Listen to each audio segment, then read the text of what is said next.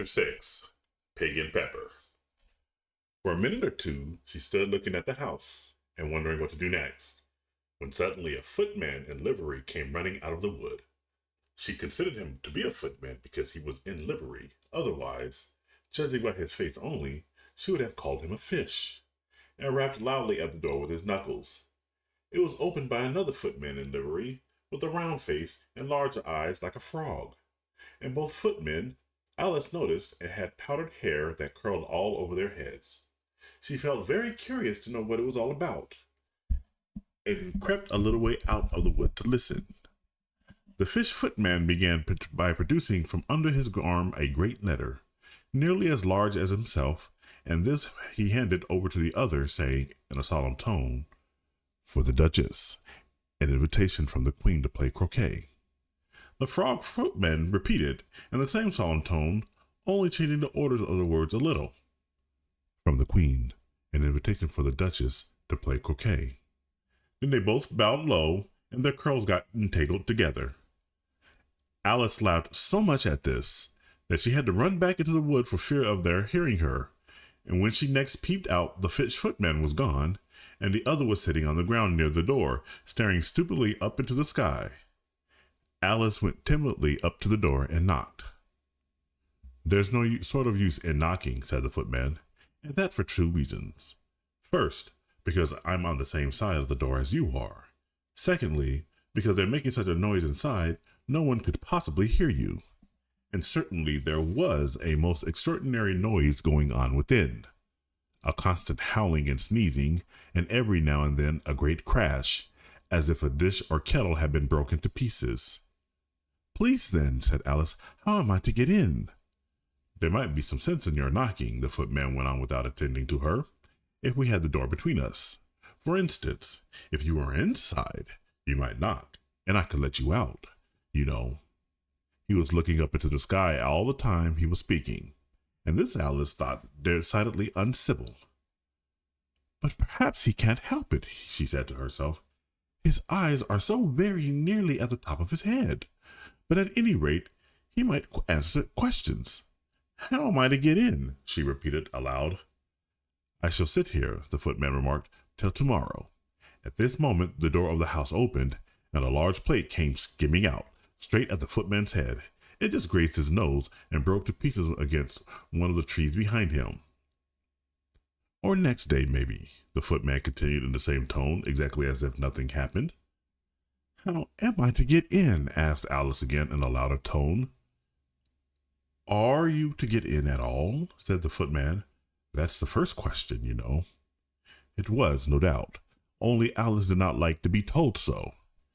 "It's really dreadful," she muttered to herself, "the way all the creatures argue. It's enough to drive one crazy." The footman seemed to think this a good opportunity for repeating his remark, with variations. "I shall sit here," he said, "on and off for days and days." "But what am I to do?" said Alice. "Anything you like," said the footman, and began whistling. "Oh, there's no use in talking to him," said Alice desperately. "He's perfectly idiotic." And she opened the door and went in.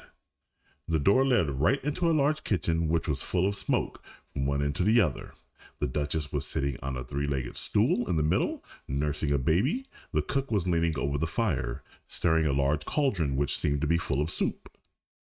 "There's certainly too much pepper in that soup," Alice said to herself, as well as she could for sneezing. There was certainly too much of it in the air. Even the Duchess sneezed occasionally, and as for the baby, it was sneezing and howling alternately without a moment's pause. The only things in the kitchen that did not sneeze were the cook and a large cat which was sitting on the hearth and grinning from ear to ear.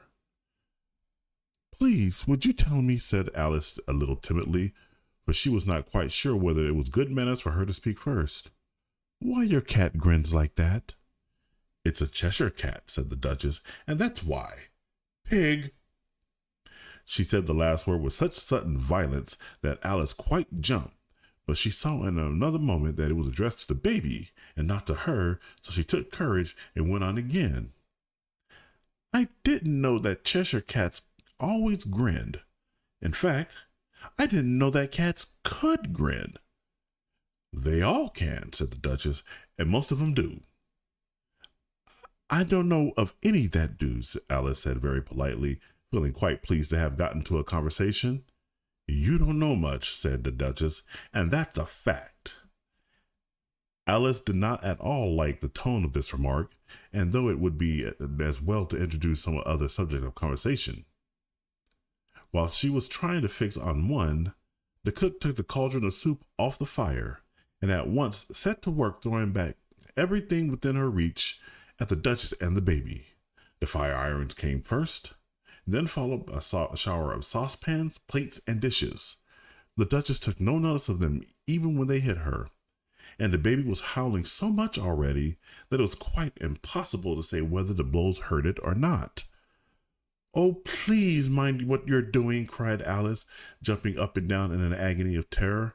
Oh, there goes his precious nose, as an unusually large saucepan flew close by it and very nearly carried it off. If everybody minded their own business, the Duchess said in a hoarse growl, the world would go round a deal faster than it does. Which would not be an advantage, said Alice, who felt very glad to get an opportunity of showing off a little of her knowledge. Just think of what work it would make with the day and night. You see, the earth takes 24 hours to turn around on its axis. Talking of axes, said the Duchess, chop off her head. Alice glanced rather anxiously at the cook to see if she meant to take the hint. But the cook was busily stirring the soup and seemed not to be listening, so she went on again. 24 hours, I think. Or is it 12? Oh, don't bother me, said the Duchess. I never could abide figures. And with that, she began nursing her child again, singing a sort of lullaby to it as she did so, and giving it a violent shake at the end of every line. Speak roughly to your little boy, and beat him when he sneezes. He only does it to annoy, because he knows it teases. Chorus, in which the cook and the baby joined. Wow, wow, wow. While the Duchess sang the second verse of the song, she kept tossing the baby violently up and down, and the poor little thing howled so that Alice could hardly hear the words. I speak severely to my boy. I beat him when he sneezes, for he can thoroughly enjoy the pepper when he pleases. Wow, wow, wow. Here, you may nurse it a bit if you like, the Duchess said to Alice, flinging the baby at her as she spoke. I must go and get ready to play croquet with the Queen, and she hurried out of the room. The cook threw a frying pan after her as she went out, but it just missed her. Alice caught the baby with some difficulty, as it was a queer-shaped little creature, and held out its arms and legs in all directions. Just like a starfish, thought Alice. The poor little thing was snorting like a steam engine when she caught it, and kept doubling itself up and straightening itself out again, so that altogether, for the first minute or two, it was as much as she could do to hold it. As soon as she had made out the proper way of nursing it, which was to twist it up into a sort of knot, and then keep tight hold of its right ear and left foot, so as to prevent its undoing itself, she carried it out into the open air. If I don't take this child with me, thought Alice, they're sure to kill it in a day or two. Wouldn't it be murder to leave it behind? She said the last words out loud, as the little thing grunted in reply. It had left off sneezing by this time. Don't grunt, said Alice. That's not at all a proper way of expressing yourself. The baby grunted again, and Alice looked very anxiously into its face to see what was the matter with it. There could be no doubt that it had a very turned-up nose, which more like a snout than a real nose. Also, its eyes were getting extremely small for a baby. Altogether, Alice did not like the look of the thing at all. But perhaps it was only sobbing, she thought, and looked into its eyes again to see if there was any tears. No, there were no tears. If you're going to turn into a pig, my dear, said Alice seriously, I'll have nothing more to do with you now. Mind now. The poor little thing sobbed again, or grunted. It was impossible to say which. And they went out for some while in silence. Alice was just beginning to think to herself, now what am I to do with this creature when I get it home? when it grunted again so violently that she looked down into its face in some alarm. This time there could be no mistake about it. It was neither more nor less than a pig, and she felt that it would be quite absurd for her to carry it further. So she set the little creature down and felt quite relieved to see it trot away into the wood. If it had grown up, she said to herself, it would have made a dreadfully ugly child, but it makes rather a handsome pig, I think. And she began thinking over other children she knew, who might do very well as pigs, and was just saying to herself, if one only knew the right way to change them, when she was a little startled by seeing the Cheshire Cat sitting on a bough of a tree a few yards off. The cat only grinned when it saw Alice. It looked good-natured, she thought. Still, it had very long claws and a great many teeth, so she felt that it ought to be treated with respect. Cheshire Puss, she began rather timidly, as she did not at all know whether it would like the name. However, it only grinned a little wider. Come, it's pleased so far, thought Alice, and she went on. Would you tell me, please, which way I ought to go from here? That depends a good deal on where you want to get to, said the cat.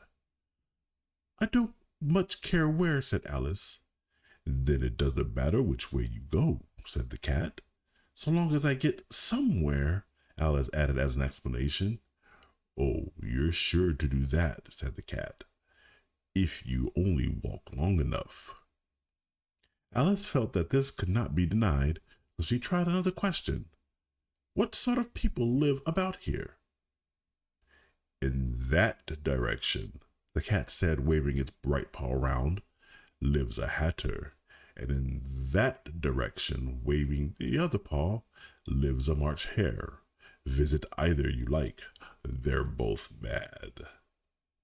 But I don't want to go among mad people, Alice remarked. Oh, you can't help that, said the cat. We're all mad here. I'm mad. You're mad. How do you know I'm mad? Said Alice. You must be, said the cat, or you wouldn't have come here. Alice didn't think that proved it at all. However, she went on, and how do you know that you're mad? To begin with, said the cat, a dog's not mad. You grant that? I suppose so, said Alice. Well then, the cat went on, you see, a dog growls when it's angry and wags its tail when it's pleased. Now, I growl when I'm pleased and wag my tail when I'm angry. Therefore, I'm mad. I call it purring, not growling, said Alice. Call it what you like, said the cat. Do you play croquet with the queen today? I should like it very much, said Alice, but I haven't been invited yet. You'll see me there, said the cat, and vanished. Alice was not much surprised at this. She was getting so used to queer things happening. While she was looking at the place where it had been, it suddenly appeared again. By the by, what became of the baby? Said the cat. I had nearly forgotten to ask. It turned into a pig, Alice quietly said, just as if it had come back in a natural way. I thought it would, said the cat, and vanished again.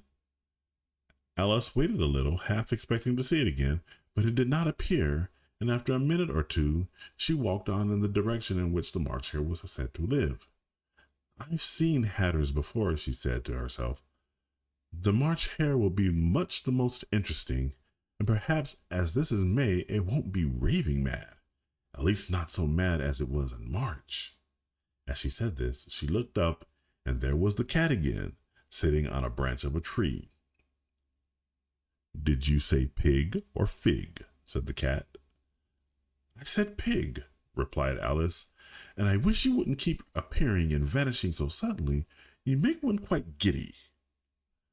All right, said the cat, and this time it vanished quite slowly, beginning at the end of the tail and ending with a grin, which remained some time after the rest of it had gone. Well, I've often seen a cat without a grin, thought Alice, but a grin without a cat? It's the most curious thing I've ever saw in my life. She had not gone much farther before she came in sight of the house of the March Hare.